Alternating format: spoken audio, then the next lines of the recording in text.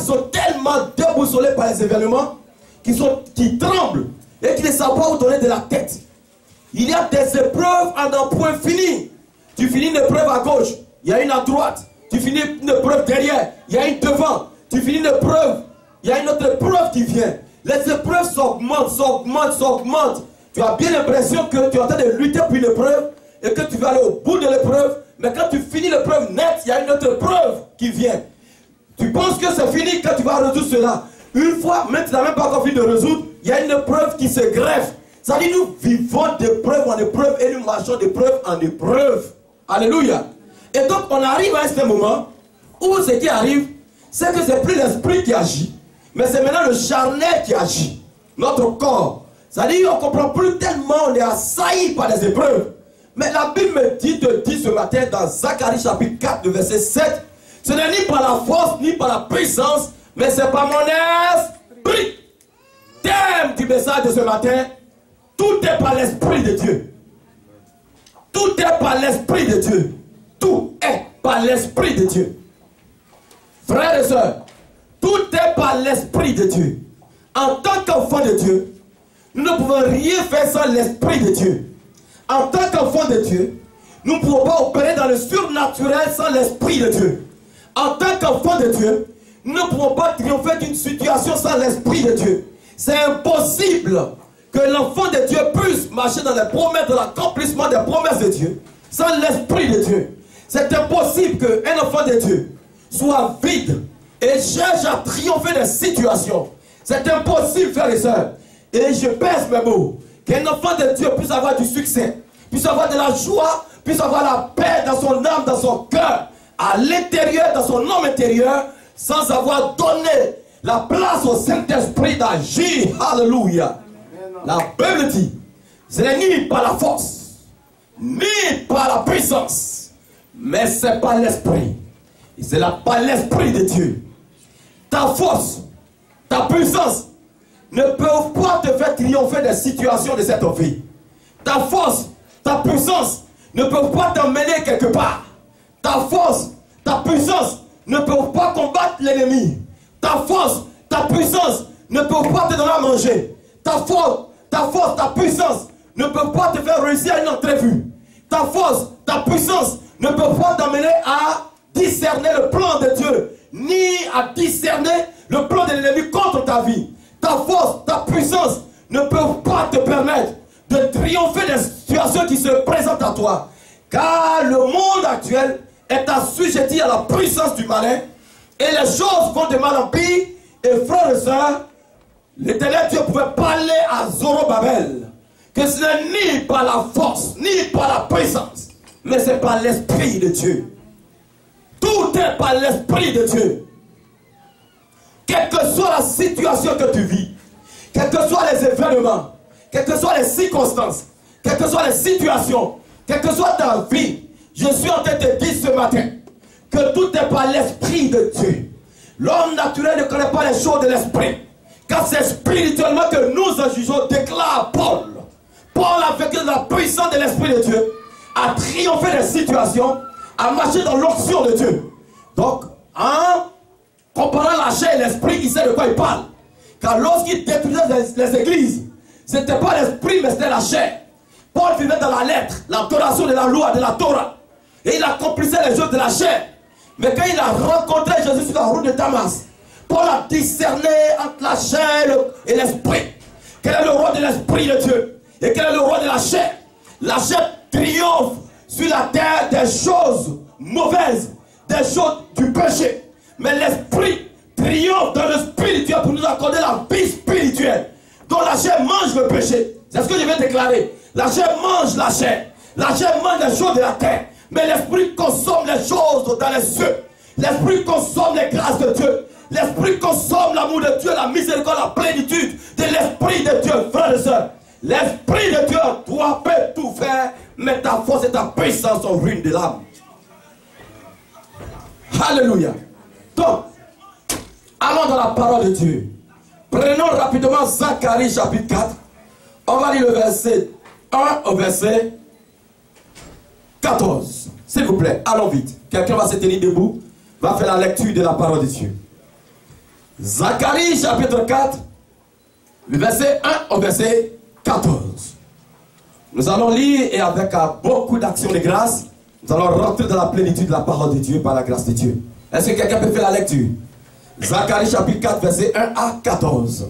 Zacharie 4, 1 à 14. Oui. L'ange qui me parlait revint et il me réveilla comme un homme que l'on réveille de son sommeil. Il me dit, que vois-tu? Je répondis, je regarde et voici, il y a un chandelier tout en or, surmonté d'un vase et portant 7 lampes, avec 7 conduits pour les lampes qui sont au sommet du chandelier. Il y a près de lui 2 oliviers, l'un à la droite du vase et l'autre à sa gauche. Et reprenant la parole, je dis à l'ange qui me parlait, que signifient ces choses, mon Seigneur? L'ange qui me parlait me répondit, ne sais-tu pas ce que signifient ces choses? Je dis, non, mon Seigneur. Alors il reprit et me dit, c'est ici la parole que l'Éternel adresse à Zorobabel. Ce n'est ni par la puissance, ni par la force, mais c'est par mon esprit, dit l'Éternel des armées. Qui es-tu, grande montagne, devant Zorobabel? Tu seras aplani. Il posera la pierre principale au milieu des acclamations. Grâce, grâce pour elle. La parole de l'Éternel me fut adressée en ces mots. Les mains de Zorobabel ont fondé cette maison et ses mains l'achèveront. Et tu sauras que l'Éternel des armées m'a envoyé vers vous. Car ceux qui méprisaient le jour des faibles commencements se réjouiront en voyant le niveau dans la main de Zorobabel. Ces 7 sont les yeux de l'Éternel qui parcourent toute la terre. Je pris la parole et je lui dis, que signifient ces 2 oliviers à la droite du chandelier et à sa gauche?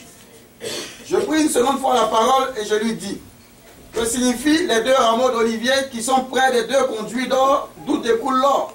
Il me répondit, ne sais-tu pas ce qu'ils signifient? Je dis, non, mon Seigneur. Et il dit, ce sont les 2 oins qui se tiennent devant le Seigneur de toute la terre. Alléluia. Amen. Oh, quel test de miséricorde. Ce test est hautement prophétique, a beaucoup de symboles, et c'est un test très riche en enseignement. Et nous allons tranquillement avec le Saint-Esprit, allons comprendre qu'est-ce que l'Esprit de Dieu veut nous dire ce matin. Alléluia. Donc, frères et sœurs, allons d'abord pour que vous compreniez, allons dans le contexte, c'est-à-dire la situation en Israël en ce moment. Allons dans le contexte, vous allez comprendre de quoi il s'agit. Donc, frères et sœurs, nous étions au temps du retour de la captivité de Juda. Vous savez que Nebuchadnezzar avait profané le temple de Jérusalem et avait envoyé en captivité Israël, les sacrificateurs et les beaux hommes. La Bible même le dit. Vous vous souvenez de Mésach, Sadrach, Abednego. Et tout ça, les ustensiles sacrés de l'Éternel dans le lieu très saint. Donc Nebuchadnezzar avait transporté tout à Babylone. Et là, la captivité 70 ans était terminée et Israël devait revenir. Mes frères et sœurs, sinon Juda devait revenir. Mais ce qui arrive, c'est que Israël était en déclin. Israël était, qu'on appelle Jérusalem était en déclin. Les murailles de Jérusalem étaient détruites. Le temple avait été profané. Le temple avait été comme détruit. Donc il fallait reconstituer les choses. Il fallait rétablir le culte en Israël. Il fallait rétablir la situation sociopolitique en Israël. Il fallait rétablir la vie civile en Israël. Il fallait rétablir la vie spirituelle, la vie religieuse. Donc, il y avait tout et tout à faire. Parce que Nebuchadnezzar ne s'est pas amusé. Ils ont profané sérieusement Jérusalem. Alors il fallait reconstruire les murailles de Jérusalem. C'était au temps d'Esdras qui était versé dans la parole de Dieu. Alléluia. C'était au temps du roi aussi Artaxerxès, de Néhémie. C'était vraiment tout un monde qui devait revenir. Mais il y avait un homme qu'on appelait Josué le sacrificateur. Ce n'est pas Josué sous Moïse. Vous savez, il y a presque 7 Josué dans la Bible. Donc Josué le sacrificateur. Quand vous allez lire Zacharie chapitre 3, ça parle de Josué, le sacrificateur, que l'Éternel avait visité. La Bible a présenté Josué comme étant habillé d'habits sales, d'habits impurs. Et Dieu a enlevé tout ce vêtement souillé pour lui donner un nouvel revêtement, c'est-à-dire le manteau de Dieu, qui est la pureté. C'était l'établissement du sacerdoce en Israël. Donc Dieu est en train de restaurer le sacerdoce, la sacrificature, au travers de la vie de Josué, le sacrificateur. Donc, le chapitre 4 que nous venons de lire, c'est maintenant le temps de Zorobabel. Et vous allez voir que Dieu va concilier les deux, la sacrificature et la royauté. On va voir ça. Donc, Zorobabel, c'est la royauté et Josué, c'est la sacrificature.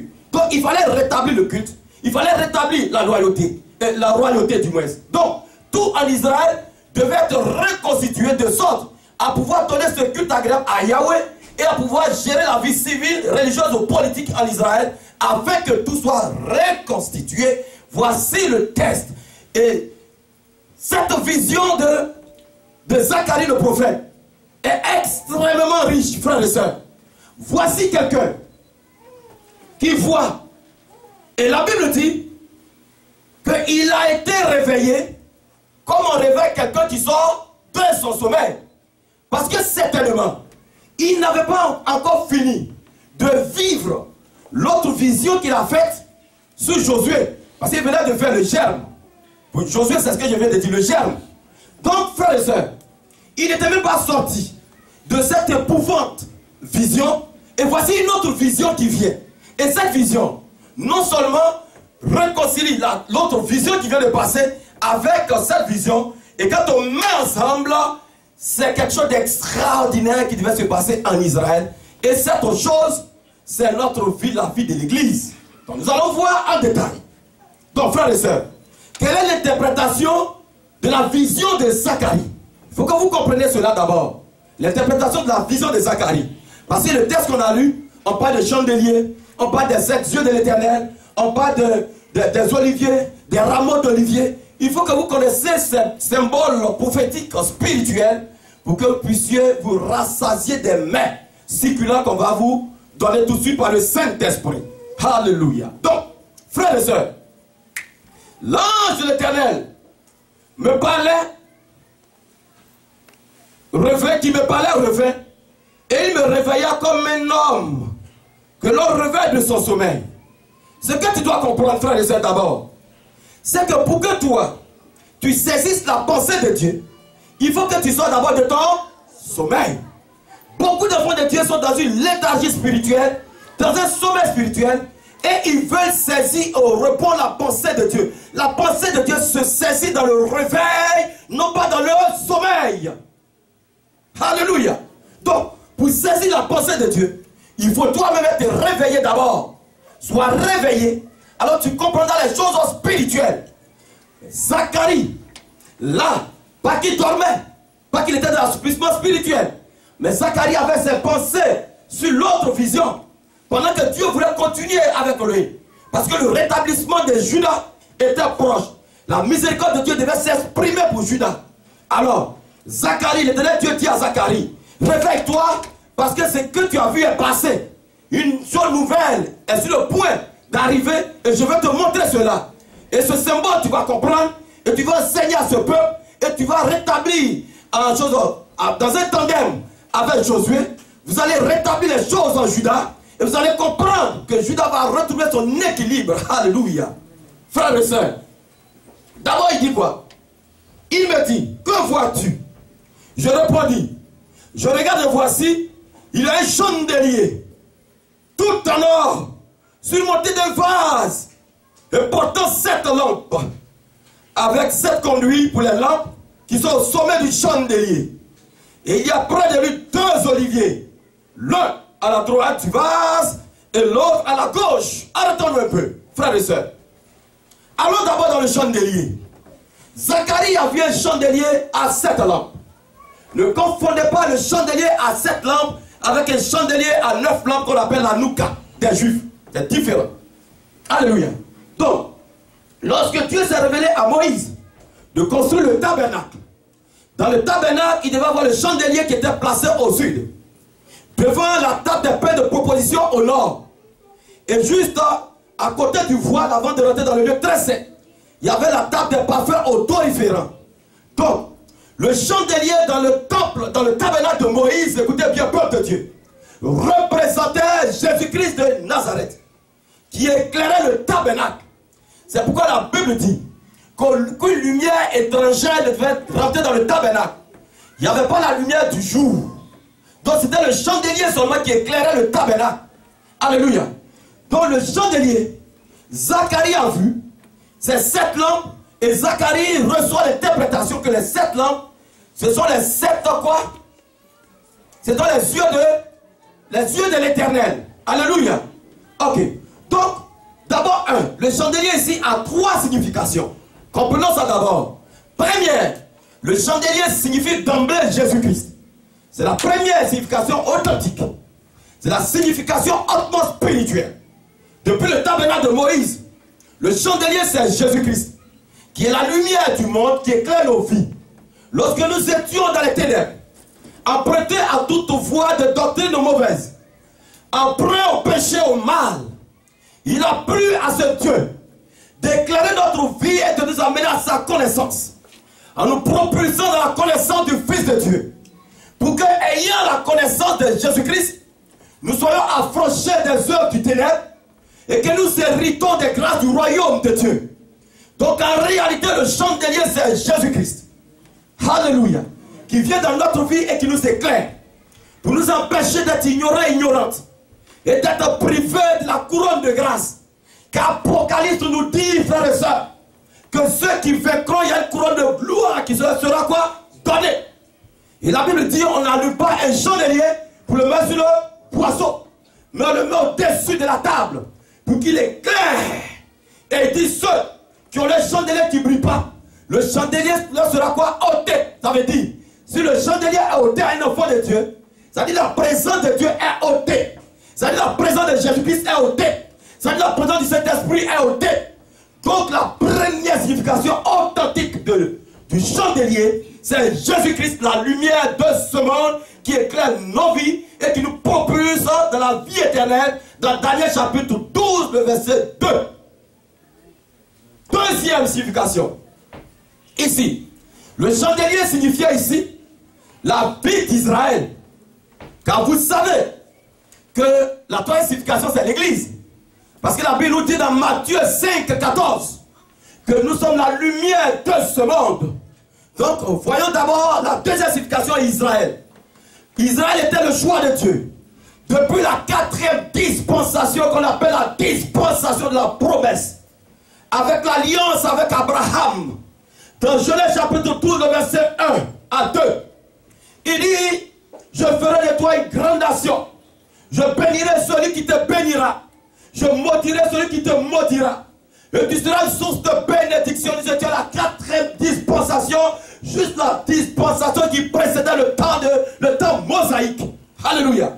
Donc, depuis, sous Abraham, il y a quelque chose qui s'est passé. Il y avait eu un rassemblement autour de lui. D'Abraham, on est passé à Isaac. Isaac, on est passé à Jacob.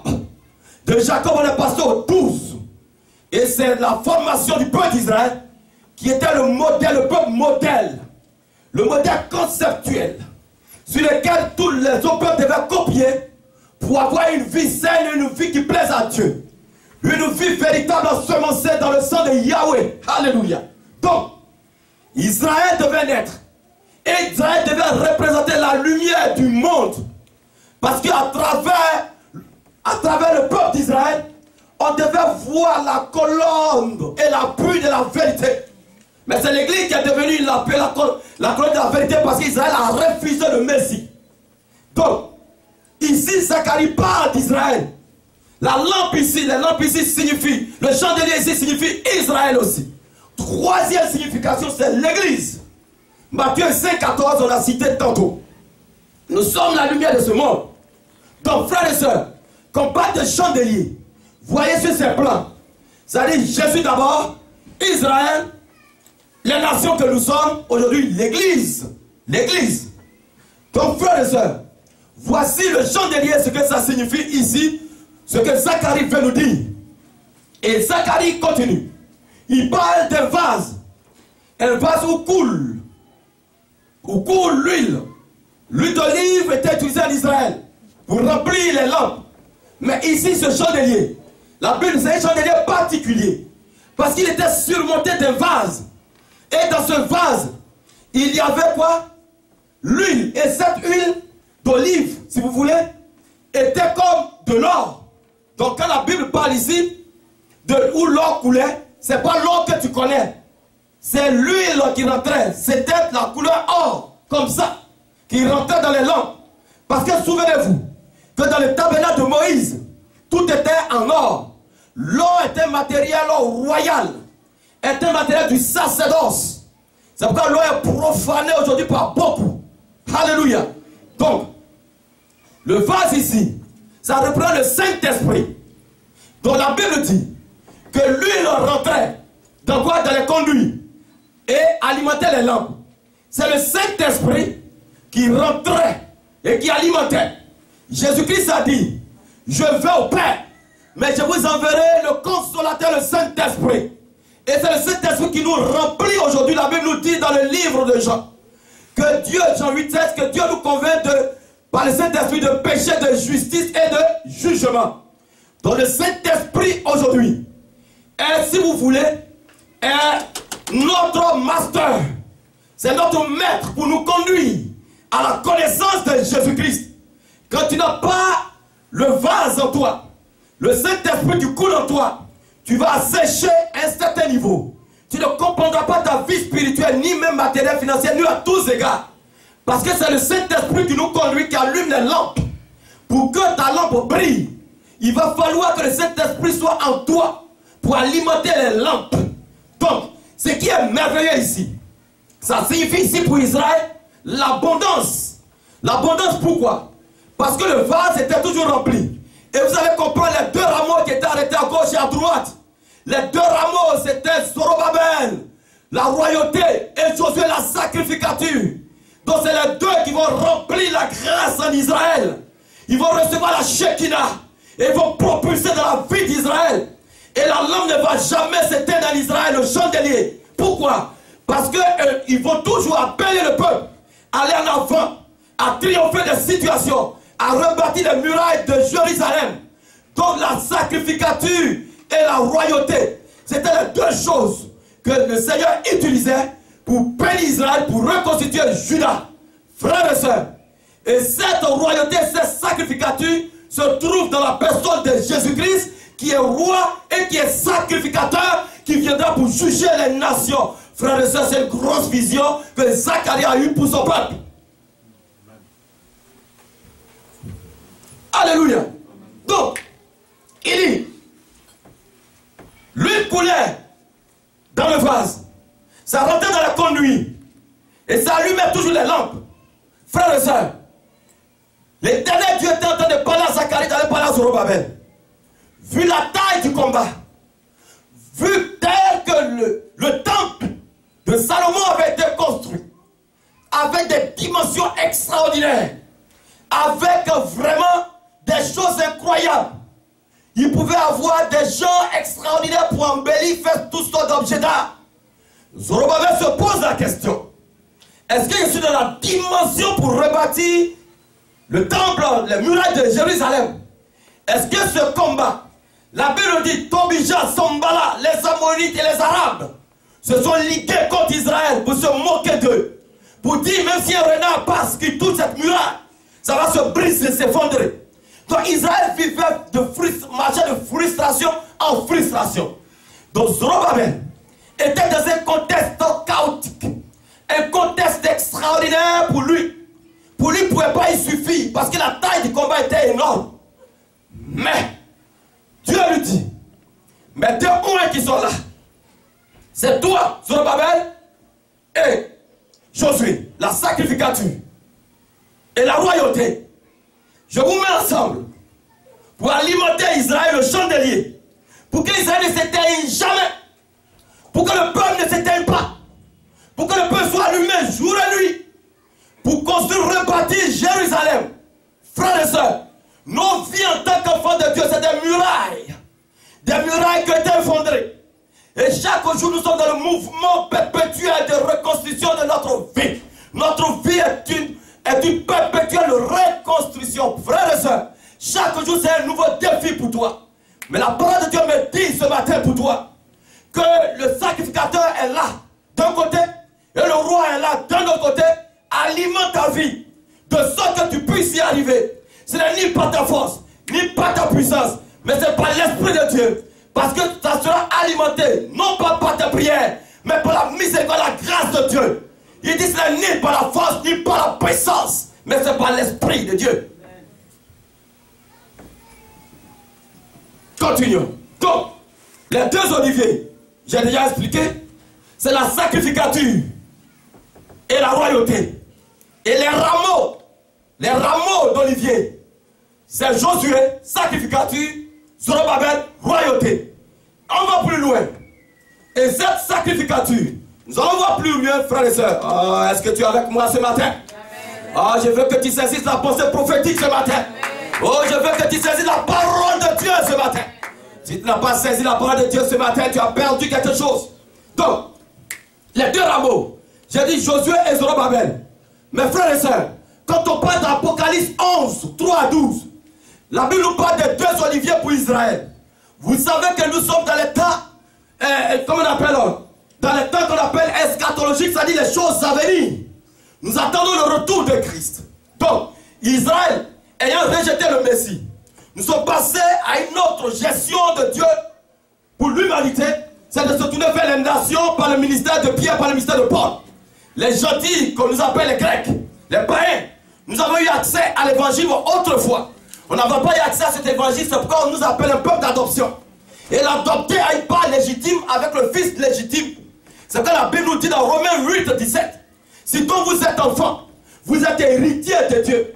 On n'était pas héritier de Dieu avant, c'était Israël qui était héritier et nous devions rentrer dans l'héritage d'Israël.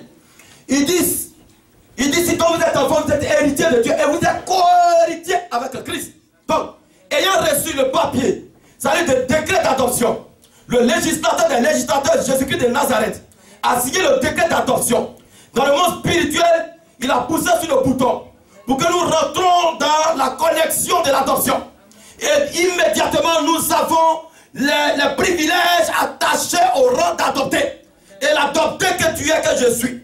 Nous avons une part entière légitime, co-héritier, avec celui qui était auparavant, avant toute chose. Et nous qui sommes venus après, nous héritions de tout cela, tout ce qui a été créé à la fondation du monde. Nous sommes co-héritiers avec Jésus-Christ de Nazareth. Donc, nous vivons ce co-héritage. Alors, continuons. Alors, la Bible nous dit dans Apocalypse 11, 3, 12, que les deux rameaux d'olivier qui vont revenir encore, ces deux personnes se sont retrouvées sur le mont de la transfiguration avec Jésus-Christ. C'est Élie, la sacrificature, et Moïse, la royauté. Allons dans Apocalypse 3, Apocalypse 11, 3, 12. Lisons. Apocalypse 11, 3, 12. Lisons. Vite, s'il vous plaît. Alléluia. Ah, est-ce que tu comprends la parole de Dieu ce matin? Apocalypse 11, 3, 12. Les deux rameaux d'olivier. Les deux oliviers. Apocalypse 11. 3, 12. 3, 12. Je donnerai à mes deux témoins. Je donnerai à mes deux témoins. Le pouvoir de prophétiser. Le pouvoir de prophétiser. Revêtus de sac pendant 1260 jours. Amen. Ce sont les deux oliviers. Ce sont les deux oliviers. C'est de ça qu'il parle ici. Oui. Et les deux chandeliers qui se tiennent devant le Seigneur de la terre. Amen. Si quelqu'un veut leur faire du mal, du feu sort de leur bouche. Alléluia. Et dévore leurs ennemis. Et si quelqu'un veut leur faire du mal, il faut qu'ils soient tués de cette manière. Ils ont le pouvoir de fermer le ciel, afin qu'il ne tombe point de pluie. Qui a fermé le ciel et puis il n'a pas de pluie? Elijah. Continuons. Afin qu'il ne tombe point de pluie pendant les jours de leur prophétie. Amen. Et ils ont le pouvoir de changer les eaux en sang. Alors, qui a changé les eaux en sang? C'est Moïse en Égypte. Donc les deux oliviers, pour Israël, qu'Israël va être rétabli dans son pouvoir d'enfant légitime. C'est-à-dire Moïse et Élie, c'est eux qui sont cités. La sacrificature, c'est Élie qui a la capacité de fermer la pluie sur Akab et Jézabel en Israël. Et Moïse qui est capable de confondre Pharaon en changeant les eaux en sang. Continue. Et de frapper la terre de toute espèce de plaie chaque fois qu'ils le voudront. Alléluia. Quand ils auront achevé leur témoignage, La bête qui monte de l'abîme leur fera la guerre. La bête qui monte de l'abîme, on parle dans l'antéchrist qui va venir. Quand vous entendez, vous lisez Apocalypse, vous voyez la mer, c'est le peuple. Quand on parle de la bête qui monte, c'est un homme politique puissant qui monte. Quand vous lisez la Bible, on parle de codes, c'est des puissances, c'est des royaumes. Quand vous lisez la Bible, comprenez les choses. La bête qui monte de la mer, ça veut dire qu'il y a un homme puissant qui va sortir du peuple. C'est pas la mer que tu connais, mais c'est le peuple. Alléluia. Donc ici, la Bible parle de l'île sacrificature de Moïse aux royautés pour rétablir Israël. Vous savez que dans les choses à venir, dans la grande tribulation divisée en deux temps, 3 ans et demi de relative paix et 3 ans et demi de grande tribulation. Avant la grande tribulation, l'enlèvement de l'église. On ne va pas connaître la grande tribulation. C'est pourquoi on nous appelle quoi? Des pré-millénaristes, parce que nous allons vivre le millénium pendant les noces de la guerre, le millénium, pendant que la grande tribulation se passe. On n'est pas concerné par ça. Les justes vont fleurir comme le cèdre du Liban, vont être debout comme le palmier. On ne sera pas, frères et sœurs, jugés, parce qu'on sera enlevé. Si je suis mort ce moment, je vais ressusciter d'entre les morts. Et je serai assis à la droite du Père. Et si je suis vivant, je connaîtrai l'enlèvement. Alléluia. Continue. Et la bête qui monte de l'abîme leur fera la guerre. Et la bête qui monte de l'abîme, ça symbolise ici les œuvres de l'enfer. Vous savez qu'il y a des démons qui sont tellement captivés dans l'abîme. Et vous savez que dans la grande tribulation, ils vont être relâchés. Et ils vont vomir des choses incroyables dans le monde. Et vous savez que Satan va être lié dans l'abîme pour un temps.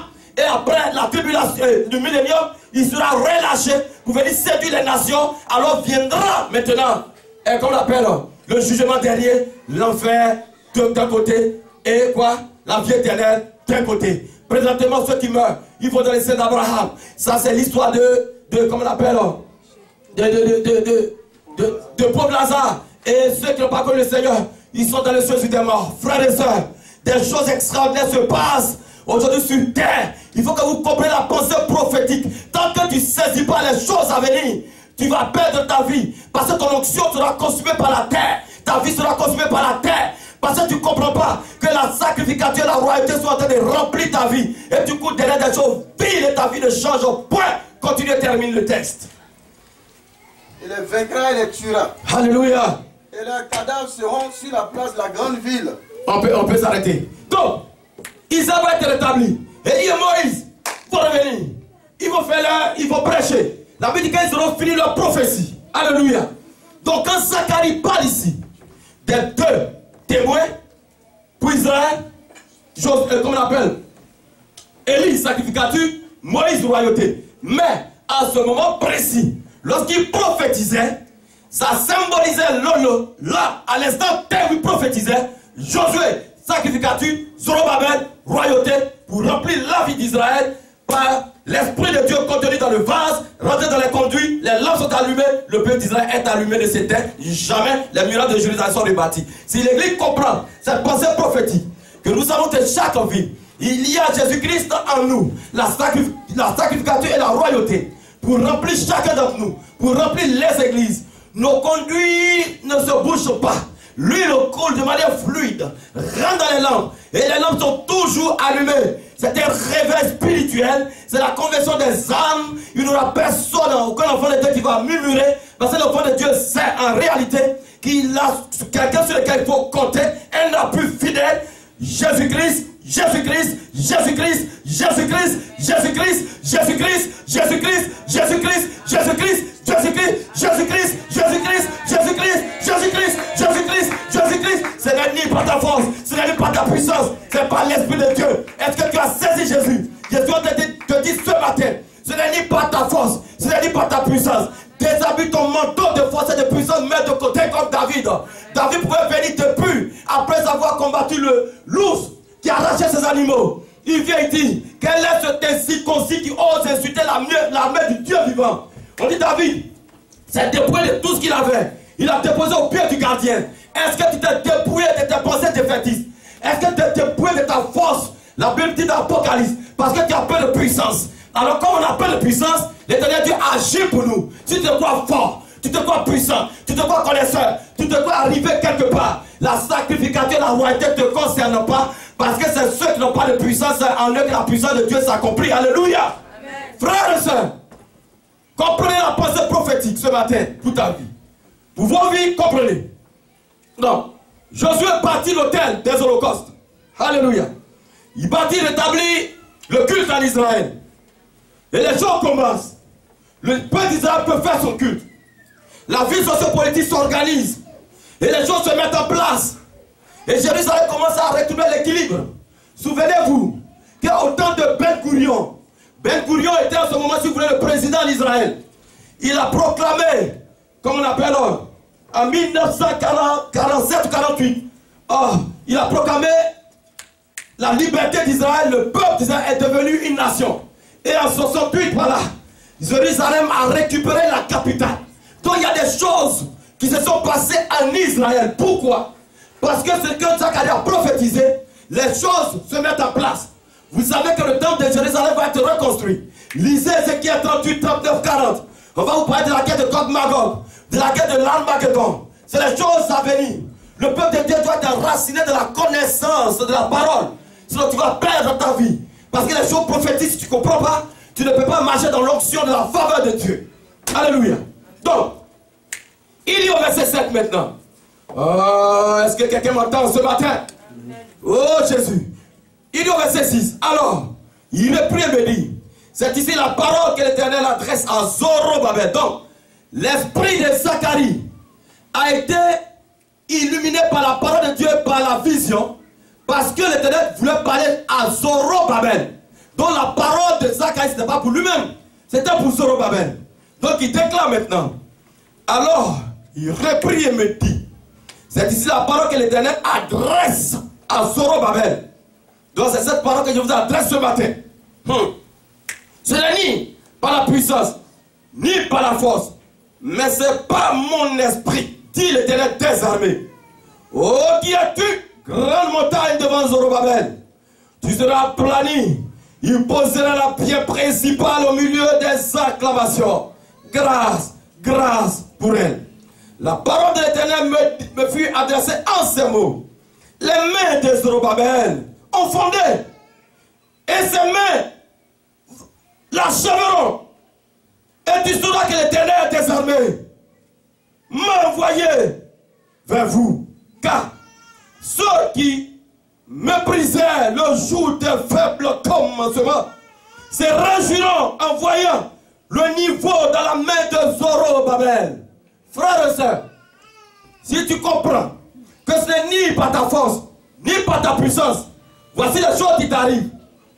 L'une des choses, d'abord, c'est que les montagnes seront aplanies. Oh, est-ce que quelqu'un m'entend ce matin? Amen. Les montagnes seront aplanies. Oh, Zorobabel a vu la montagne. Comment reconstruire Juda? Comment reconstruire Jérusalem? Le Seigneur nous dit, ne t'épouvante point, ne t'alarme point, ne t'inquiète point, car ce n'est ni par ton intelligence, ce n'est ni par ta manière de faire, ce n'est ni par tes prières, ce n'est ni parce que tu crois, ce n'est ni parce que tu associes des gens, ce n'est ni parce que tu vas courir, ce n'est ni parce que tu vas plus dormir, ce n'est ni parce que tu vas prendre moins de jeunes, ce n'est ni parce que tu auras des gens pour t'aider, ce n'est ni, ta force et ta puissance sont ruines de l'âme Zorobabel. Mais je te déclare ce matin que tout arrivera à cause de mon esprit, car grande montagne qui est tue, et cette grande montagne était dans la vie du fou de Gadara, qui se maîtrisait, qui criait sur les montagnes. Quand Jésus-Christ est passé devant les tombeaux, oh, des sépulcres à l'évangélisation de la Décapole, grande montagne devant le fou de Gadara, qui es-tu? Tu as été aplani. Pourquoi la grande montagne ne sera pas aplanie dans ta vie, mon frère et ma soeur? Pourquoi la grande montagne ne s'aplanirait pas? Mais est-ce que tu crois véritablement à la pensée prophétique? Est-ce que tu crois que les choses peuvent vraiment arriver à ta vie? Est-ce que tu as cette foi, le grain de s'élever, pour croire que Zorobabel à côté, Josué à côté, et ton huile est remplie tous les jours? C'est pas toi qui remplis ton huile. C'est pas parce que tu demandes le Saint-Esprit que le Saint-Esprit vient. Mais c'est parce que celui qui a le Saint-Esprit te le donne gratuitement chaque jour que tu marches. Même quand tu pries pas, le Saint-Esprit avec toi. Même quand tu es malade avec toi. Même toute chose, le Saint-Esprit est avec toi. C'est pas parce que tu pries que le Saint-Esprit vient. Mais c'est par miséricorde de Dieu. Donc Israël n'a pas demandé Zorobabel, n'a pas demandé Josué le sacrificateur. Mais Dieu les a mis là pour remplir le conduit d'huile. Veux-tu voir les montagnes s'aplanir dans ta vie? Veux-tu voir les montagnes s'aplanir dans ta vie? Première des choses, laisse le Saint-Esprit se mouvoir en toi. Laisse le Saint-Esprit, la capacité qu'a le Saint-Esprit d'assujettir toute montagne, rentrer en toi. Laisse le Saint-Esprit aplanir ta vie spirituelle. Laisse le Saint-Esprit aplanir ta vie matérielle. Laisse le Saint-Esprit aplanir ta vie professionnelle. Laisse le Saint-Esprit aller en eau profonde avec toi. Laisse le Saint-Esprit remplir tes conduits. Laisse le Saint-Esprit mettre dans le vase. Laisse le Saint-Esprit allumer ton chandelier, ton chandelier, ton chandelier. Tu verras ce que tu appelles montagne sera aplani. Alléluia. Qui es-tu grande montagne devant Zorobabel? Qui es-tu grande montagne devant Zorobabel? Il n'y a aucune montagne qui puisse résister à l'église du Dieu vivant. Moi je ne crois pas à la défaite de l'église. Je crois à une église réveillée. Je crois à une église puissante dans l'esprit de Dieu. Je crois à une église qui est conduite par l'esprit de Dieu. Je crois à des enfants de Dieu qui triomphent. Je crois à des enfants de Dieu qui marchent dans l'onction de Dieu. Je crois à des enfants de Dieu qui avancent. Je crois à des enfants de Dieu qui arrachent. Je ne crois pas à des enfants de Dieu qui pleurent seulement, mais des enfants de Dieu qui sont debout et qui croient à la sacrificature de Jésus, qui croient à la royauté de Jésus, qui croient à la puissance du Saint-Esprit, qui croient que le Saint-Esprit les conduit pour aplanir les montagnes. Est-ce que tu crois que le Saint-Esprit peut aplanir les montagnes dans ta vie? Quelle est la montagne qui est dans ta vie? Serait-ce une montagne spirituelle? Serait-ce une montagne matérielle? Serait-ce une montagne professionnelle? Qu'est-ce que tu crois? La Bible dit à Zorobabel, les murailles de Jérusalem sont tombées. Les Ammonites, les Arabes, Tobija, tout le monde s'emballa. Ils se sont ligués contre vous. Il y a une coalition de démons. Oh, le fou de Gadara, Jésus demande comment tu t'appelles? Il dit Légion. Légion, c'est plus de 6000 démons. Il dit tu as plani ce matin parce que celui qui a assujetti les démons est là. Celui qui a créé et celui qui l'a créé est devenu démon par sa propre faute. Il a le pouvoir de le ramener à sa juste proportion. Quelle est ta vie ce matin? Quelle est la montagne qui est dans ta vie? Serait-ce une montagne que tu ne crois pas être aplanie? Mais je suis en train de te dire ce matin, si tu saisis la partie prophétique ce matin, si tu crois à la parole que Zacharie a reçue, la vision de Zacharie pour Israël, oh, c'est pas à l'échelle d'une nation, c'est à l'échelle d'une nation. Toi, tu es à l'échelle d'un individu. Si le ténèbre Dieu fait à l'échelle d'une nation et que toi qui as une unité, pourquoi Dieu ne peut pas faire pour toi? Dieu peut faire au-delà de ce que tu es. Si Dieu fait pour toute une nation, pourquoi il ne peut pas faire pour une église? Pourquoi il ne peut pas faire pour un quartier? Pourquoi il ne peut pas faire dans ta famille? Quelle est la montagne à laquelle tu crois? Ne crois plus à cette montagne. Elle est capable d'être aplanie tout de suite, là pendant qu'elle te prêche. Non pas demain ni après-demain, mais ce matin même, la montagne peut être aplanie. Pendant que je prêche par le Saint-Esprit et s'y parle, la parole de l'Éternel. Si tu saisis la parole de l'Éternel ce matin, tu sortiras de ce temple et tu feras des montagnes aplanies dans ta vie. Tu écouteras ce message et tu verras des montagnes s'aplanir. Parce que Zorobabel n'a pas demandé que les montagnes s'aplanissent, mais la parole est venue s'adresser à lui, que la montagne sera aplanie. Je suis en train de dire à quelqu'un que la parole de Dieu rentre en toi. Là où il y a une montagne, là où il y a une imperfection, là où il y a un dérangement, là où il y a quelque chose qui est en train de te fatiguer, serait-ce une maladie, serait-ce une pauvreté, serait-ce un assouplissement. Je suis en train de dire à quelqu'un ce matin, si tu saisis la pensée prophétique, la montagne est en train d'être aplanie par le Saint-Esprit. Libère ton cœur présentement pendant que le Saint-Esprit parle. Donne la possibilité, la capacité du Saint-Esprit à assujettir tout démon, à aplanir toute montagne, à rentrer dans ta vie, à conceptualiser les choses dans ta vie, à faire marcher, à faire fonctionner ton train de vie, à faire fonctionner tes pensées, à faire fonctionner ton âme, à faire fonctionner ton esprit, à faire fonctionner ton corps. Laisse le Saint-Esprit à faire fonctionner tes enfants. Laisse le Saint-Esprit t'assujettir ce matin. Et la Bible dit, quand l'Éternel Dieu approuve les voies de quelqu'un, il dispose même favorablement ses ennemis. Laisse tes ennemis être un marche-pied de l'Éternel Dieu. Laisse celui qui a vécu la mort, qui a ressuscité d'entre les morts, qui a assis à la droite du Père, assujettir tes ennemis. Marcher sur eux comme un marche au pied. Et laisse les montagnes s'aplanir. Regarde pendant que le Saint-Esprit prêche. Regarde les montagnes s'écouler. Regarde les montagnes s'écouler. Regarde les montagnes s'écouler. Grande montagne qui es-tu devant la fille de l'Éternel? Grande montagne qui es-tu devant le Fils de l'Éternel? Nous sommes co-héritiers. Nous mangeons le pain de vie. Nous avons l'Éternel avec nous. Le chandelier est allumé. Le conduit n'est pas bouché. Oh, le vase est rempli. La sacrificature, la royauté sont en train de remplir l'église du Dieu vivant.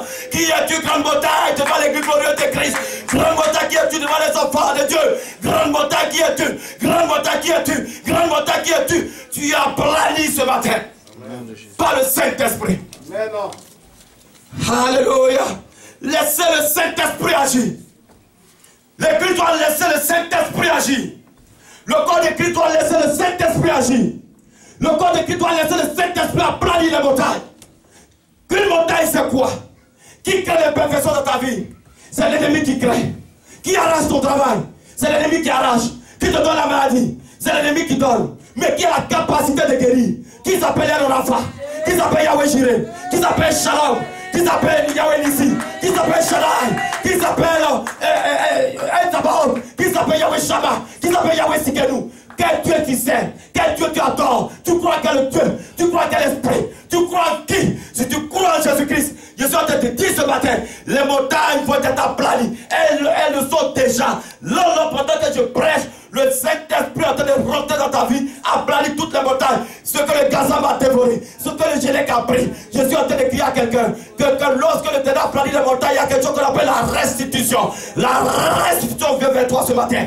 Parce que tu dois recevoir la restitution de l'Éternel et tu comprendras que tu sais un Dieu qui est puissant. Zacharie dit, quand les gens verront le niveau de la main de Zorobabel, parce que les gens méprisent le faible commencement. Tu commences quelque chose, les gens se moquent de toi. Tu dis je vais faire l'immigration, les gens se moquent de toi. Tu dis je vais faire quelque chose comme ça, les gens se moquent de toi. Tu dis je sens que je suis appelé à être évangéliste, les gens se moquent de toi. Je suis pas appelé à être pasteur, les gens se moquent de toi. Pourtant quand Dieu te parlait dans le secret, les moqueurs n'étaient pas là. Mais quand il s'agit que la parole sorte, les moqueurs arrivent. Les moqueurs arrivent pendant que ta vie doit prospérer. Les moqueurs arrivent pendant que tu es sur ta destinée prophétique. Les moqueurs arrivent pendant que tu es sur le chemin de ta destinée. Je suis en train de dire à quelqu'un, ferme la bouche d'un fils de prophète qui pourrait dire à Élisée, c'est que ton maître sera enlevé par-dessus toi aujourd'hui. Il dit, je le sais, taisez-vous. Est-ce que tu peux faire tel ennemi? Parce que quand les montagnes sont aplanies, les moqueurs se taisent. Ceux qui se moquent de toi se taisent. Les persécuteurs se taisent. La montagne, quand elle aplanie, les géants tombent, les fils d'Adam tombent. Il n'y a personne qui peut résister face à la furie, à la maestria du Saint-Esprit. Peuple de Dieu, c'est la pensée prophétique ce matin. Car l'Esprit de Dieu est capable d'aplanir n'importe quelle montagne dans ta vie. Quelle que soit la pesanteur, quelle que soit la difficulté, quelle que soit la hauteur. La Bible nous dit personne ne peut connaître ni la profondeur, ni la hauteur, ni la largeur du Dieu que nous servons. Le Dieu que tu sais, il est trop haut que pour le connaître. Il est trop large, il est trop profond pour le contourner. La Bible dit dans Somme 42:8, un flot appelle un flot. Dieu qui est profond dans le Saint-Esprit. Tu vas recevoir la profondeur du Saint-Esprit. Le Saint-Esprit va planir des montagnes profondes qui étaient enracinées dans ta vie il y a des années. Le fou de Gadara, frères et sœurs, c'était des années. Il y a une femme qui a enseigné pendant 12 ans d'enseignement, 12 ans d'hémorragie. Les antibiotiques n'ont rien fait. La transfusion n'a rien fait. Mais la soutane de Jésus-Christ pouvait se transformer illico en une clinique. Alléluia. Pour guérir cette femme. Il y a une femme qui était coupée pendant 18 ans. Oh, je vous dis quelque chose. Lorsque la femme a eu sa colonne vertébrale déformée, mais elle a rencontré Jésus. En un temps record, la montagne est aplanie, elle a été redressée. Elle a récupéré sa taille. Il y a quelqu'un qui est qu'on appelle Zaché. Il pouvait monter sur le sycomore à cause de sa taille qui est courte. Mais quand le Saint-Esprit a voulu aplanir les montagnes, Zaché est parti. Jésus est parti, c'est Zaché.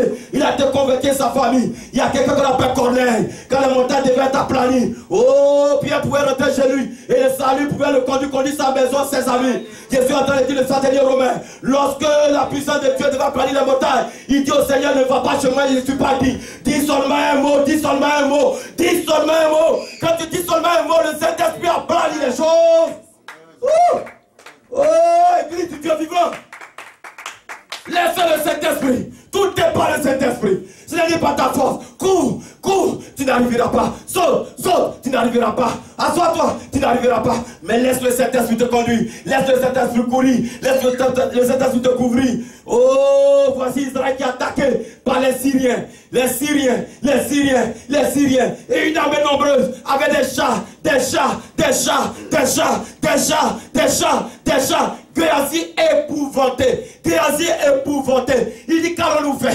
Qu'allons-nous faire? Qu'allons-nous faire? Et Élisée dit, Seigneur, si tu pouvais ouvrir les yeux de mon serviteur pour qu'il voit que ceux qui sont avec nous sont plus nombreux. C'est des milliards d'anges qui combattent pour l'église du Dieu vivant. Est-ce que tu sais qu'il y a des milliards d'anges qui ont été commis? Il y a une mission pour eux. Ils sont des ambassadeurs plénipotentiaires pour toi. Pour te donner la grâce de Dieu. Alléluia. Oh, Géasi ne savait pas. Géasi ne savait pas. Et il avait peur. Mais tu as peur. Tu te poses des questions. Qu'est-ce que tu veux faire devant cette situation? Mais pendant que je prêche, je demande à la Shekinah d'ouvrir tes yeux. Je demande au Saint-Esprit d'ouvrir tes yeux. Un aveugle ne peut pas combattre. Un aveugle ne peut pas aller en guerre. Un aveugle ne peut pas vaincre. Un aveugle ne peut pas manipuler un fusil. Tu as un fusil dans ta main, la Bible, l'évangile, qu'on appelle le gospel. Tu as ça comme une arme, mais tu ne peux pas manipuler parce que tu es aveugle. Tu vas te détruire avec la parole de Dieu. Mais si on te dit à quelqu'un que tes yeux s'ouvrent ce matin, que tes yeux s'ouvrent ce matin, que tes yeux s'ouvrent ce matin, que tes yeux s'ouvrent ce matin, pour que tu vois qu'il y a des milliards d'anges. Daniel pouvait prier. Et l'Éternel Dieu dit, le roi de Perse va rester pendant 21 jours. Mais le temps Kairos a sonné. Le temps Kairos a sonné. Michael va donner la bénédiction. Quand le temps de Dieu arrive, la montagne va t'aplanie. Les anges viennent te donner ce que Dieu a prévu pour toi. Sur le chemin de ta destinée, il y a des anges pour t'accompagner. Sur le chemin de ta destinée, ceux qui craignent l'Éternel Dieu, il y a des anges qui sont à côté d'eux. L'ange de l'Éternel campe autour de ceux qui craignent son nom. Sur le chemin de ta destinée, frères et sœurs, la grande montagne doit être aplanie. Car c'est la nécessité pour le Saint-Esprit d'aplanie la montagne pour que tu sois à son image, pour que tu sois à sa ressemblance, pour que tu reflètes la gloria, la gloria, la gloria, la gloria.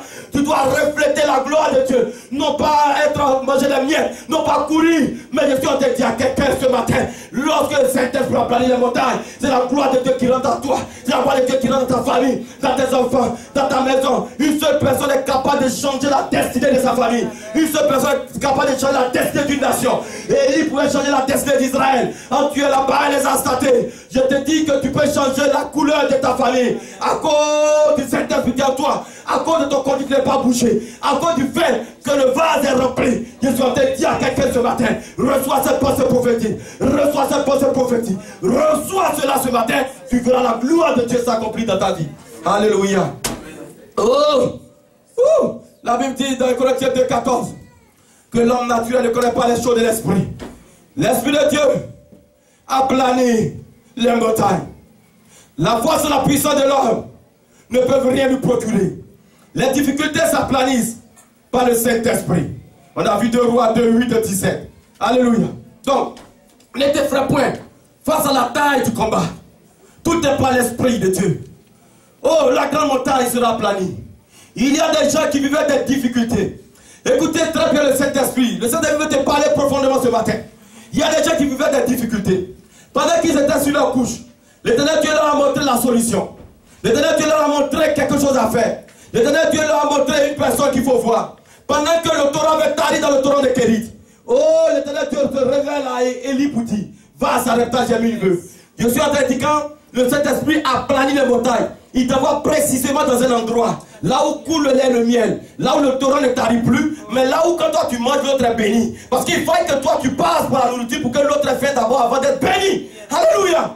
Tu ne comprends pas certaines choses spirituelles parce que tu mets les charrues avant le bœuf, mais le bœuf n'est pas là, puis tu mets la charrue. Mais mets la charrue pendant que le bœuf est là.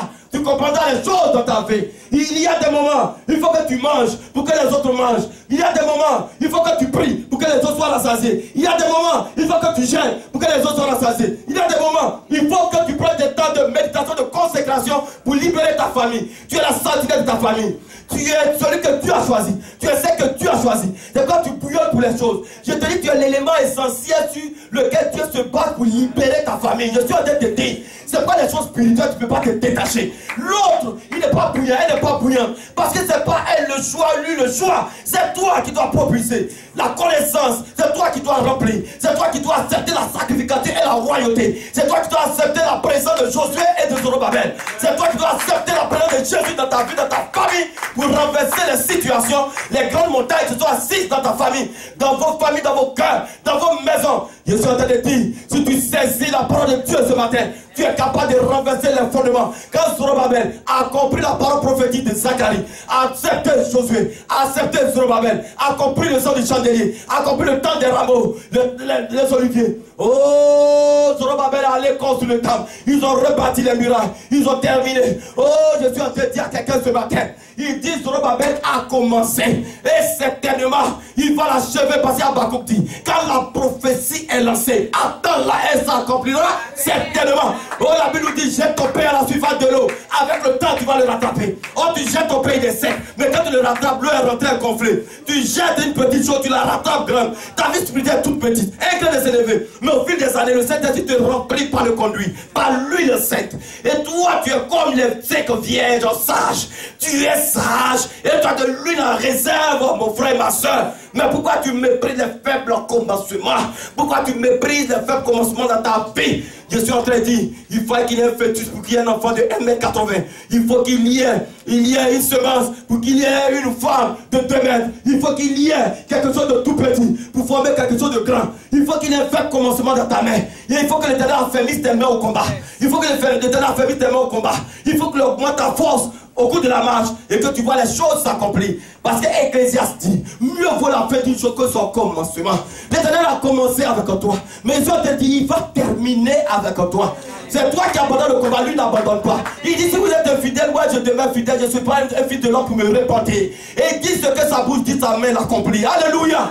Ton Dieu est capable d'aller au-delà de ce que tu crois. Pourquoi tu t'affaiblis dans des situations? Pourquoi tu penses? Tu es défaitiste, tu es triste, tu es triste. Qui passe lamentation peut ajouter un coudé à saturer de vie. Si tu veux lamente-toi, si tu veux sortir de ce toit, si tu veux sortir de la voiture, la situation spirituelle ne change pas par rapport à un combat physique. La situation spirituelle change à cause du fait que le Saint-Esprit a pris en main le combat. Je suis en train de dire, laisse le Saint-Esprit couler dans ta vie. Laisse le Saint-Esprit couler dans ta vie. Laisse le Saint-Esprit. Ne bouge pas le Saint-Esprit par la tristesse. Ne bouge pas le Saint-Esprit. La Bible dit dans le livre de Thessaloniciens, n'attristez pas le Saint-Esprit par lequel vous avez été scellés. Oh, Paul nous parle. Alléluia. Oh, nous crions, Jésus-Christ, Abba Père. Tu cries Abba Père. Tu cries Abba Père. Jésus-Christ dit, là-bas, Sabatani. Père, pourquoi m'as-tu abandonné? Le Père a abandonné Jésus. Pour que le conduit ne se bouge point dans ta vie. Le Père a abandonné Jésus à la croix. Pour que tes péchés soient effacés. Pour que tu vis dans la rédemption. Pour que tu vis dans la justification. Pour que tu vis dans l'onction de Dieu. Pour que tu vis dans la faveur de Dieu. Quelle est la montagne? Ce que ta mère a commencé, tu vas terminer. L'église glorieuse de Christ a commencé toute petite. Il y a 1 an et demi. Mais je suis en train de dire à quelqu'un, l'église glorieuse de Christ, nous allons la terminer. Nous allons mourir. Nous allons léguer cela à nos enfants. Parce que ce que la main de l'homme commence, l'homme qui a accepté Jésus, ses mains sont affermées. Et l'Éternel a fermé les mains au combat. Et l'ennemi ne peut pas détruire nos vies. Parce que c'est impossible. Je suis en train de dire à quelqu'un, c'est impossible. C'est impossible. C'est impossible. C'est impossible. C'est impossible. Ne prête pas une oreille attentive à la voix de l'ennemi. C'est un poison contre ta vie. C'est du vinaigre contre ta vie. Je suis en train de dire, laisse le Saint-Esprit assaisonner ta vie. Laisse le Saint-Esprit assaisonner ta vie. Laisse le Saint-Esprit assaisonner ta vie. Tu verras, la montagne sera brisée. Tu verras, le faible commencement va avancer. Tu vas terminer avec ton Dieu. Amen. Alléluia. Ah, notre vie est continuellement en chantier. Notre vie est en chantier tous les jours. Tous les jours, notre vie est en chantier. Notre vie dans la santé, c'est toujours en chantier. Notre vie spirituelle, toujours en chantier. Chaque jour, nous mettons des briques. Chaque jour, nous creusons quelque chose pour remplir. Chaque jour, nous faisons quelque chose. Tous les jours, notre vie est en chantier. Ta vie est toujours en chantier. Or, le plan de l'ennemi, c'est que le chantier ne se termine pas. Le chantier ne se termine pas. C'est que le creux que tu as fait, tu as laissé là pour que demain tu y mettes du béton. L'ennemi va venir s'asseoir là pour t'empêcher de mettre le béton. Mais je suis en train de dire à quelqu'un ce matin, si l'ennemi s'est levé contre ta vie, dans un espace quelconque de ta vie, je prie que le glaive frappe ce matin au nom de Jésus-Christ de Nazareth, parce qu'il fallait que le Seigneur parle en Israël pour que Zorobabel arrive. Je suis en train de dire, grande montagne devant un enfant de Dieu, tu seras aplani ce matin. Tu seras aplani ce matin. Si l'Éternel a choisi ses oins pour prophétiser, pour parler, c'est parce que Dieu veut nous parler. Dieu veut nous envoyer notre vie à une autre dimension, à une autre connaissance de lui, pour que nous marchions dans la plénitude de sa grâce. Reçois cette dimension de l'Éternel ce matin et quitte dans la petitesse, sors de la basse-cour. Oh, ne comptez plus sur votre force. Ne comptez plus sur votre force. Notre Dieu opère dans le surnaturel. Si tu ne veux pas opérer dans le surnaturel, tu ne peux pas servir le Dieu qui opère dans le surnaturel. Tu veux opérer dans le naturel. Ton Dieu n'opère pas dans le naturel. La Bible nous dit, c'est que le Seigneur a permis de commencer. Le Saint-Esprit t'aidera à terminer. 2 Chroniques 6:15. Ce que le Seigneur déclare par la bouche, il l'accomplit par sa puissance. Notre vie est continuellement à chanter. Ne comptez plus sur votre force, frères et sœurs. Comptons sur la force du Saint-Esprit. À partir de maintenant, comptons sur la force du Saint-Esprit. Comptons sur la présence du Saint-Esprit. Comptons sur la Shekinah. Comptons sur l'amour de Dieu. Comptons sur la présence de Dieu. Comptons sur la miséricorde de Dieu. Comptons sur le Saint-Esprit. Je suis en train de dire, Jésus-Christ est dans ta vie. Depuis que Jésus est rentré dans ta vie, il ne veut plus en sortir. Parce qu'il a trouvé que ton corps est un bon refuge. Il a trouvé que ton esprit est un bon refuge pour lui. Et il peut au travers de toi accomplir des choses extraordinaires sur terre. Mais toi, tu veux par la tristesse, par la mélancolie, par les choses chasser le Saint-Esprit. Mais Jésus te rappelle ce matin pour dire, corps de Christ, ressaisissons-nous, car Jésus-Christ a trouvé asile en nous. Et notre corps n'est plus perverti à cause de sa présence. Notre esprit n'est plus perverti à cause de sa présence. Et il veut marcher avec nous dans cette onction, dans cette faveur. Laissez le Saint-Esprit construire nos vies. Grande montagne qui est devant Zorobabel. Je te dis ce matin, c'est pas l'Esprit de Dieu, c'est pas l'Esprit de Dieu, c'est pas l'Esprit de Dieu, c'est pas l'Esprit de Dieu, c'est pas l'Esprit de Dieu, c'est pas l'Esprit de Dieu. Que la grâce et la paix de Dieu t'accompagnent au nom de Jésus-Christ. Amen.